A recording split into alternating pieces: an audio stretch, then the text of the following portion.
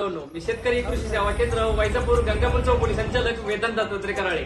तर आपण आज रासायनिक खताचा कालावधी कशी असतो आणि कधी लागू होता याची माहिती आपण या व्हिडिओच्या माध्यमातून जाणून घेणार आहे। शेतकरी बांधवांनो, सगळ्यात महत्त्वाचं आपण वेगवेगळे रासायनिक खत आपल्या शेतामध्ये टाकत असतो, पण आपल्याला माहित नसतं की कार्यकाळ किती वेळ असतो आणि ते किती दिवस आपल्या जमिनीत टिकून असतो। तर आपण या व्हिडिओ पूर्ण माहिती जाणून घेणार आहे, त्यासाठी हा व्हिडिओ पूर्णपणे बघा।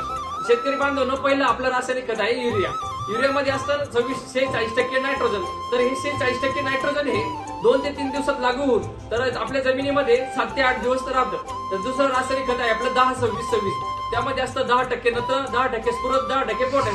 तर त्याच्यातलं 10% नत्र 2-3 दिवसात लागू होऊन 7 ते 8 दिवस आपल्या मातीमध्ये असतं। आणि 26% फॉस्फरस, हे 26% फॉस्फरस 10 दिवसात लागू होऊन 32 ते 33 दिवस आपल्या जमिनीत असतं।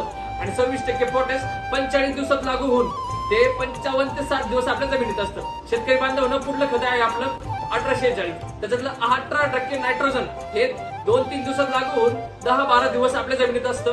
त्यामधलं 46% फॉस्फरस हे आपलं 10 दिवसात लागू होऊन 32 ते 30 दिवस आपल्या जमिनीत असतं। तर आपलं पुढलं रासायनिक खत आहे 20-20-0। तर 20% नायट्रोजन हे 2-3 दिवसात लागू होऊन 10 दिवसात जमिनीत असतं। आणि 20% फॉस्फरस हे 10 दिवसात लागू होऊन 32 ते 30 दिवस आपल्या जमिनीत असतं। त्याच्या पुढलं आपलं खत आहे एमओपी। तर एमओपी हे मिरिट ऑफ पोटॅश हे 45 ते 40 दिवसात लागू होऊन 75 ते 80 दिवस आपल्या शेतामध्ये असतं। त्याच्यामध्ये आपलं दुसरं खत आहे सिंगल सुपर फॉस्फेट।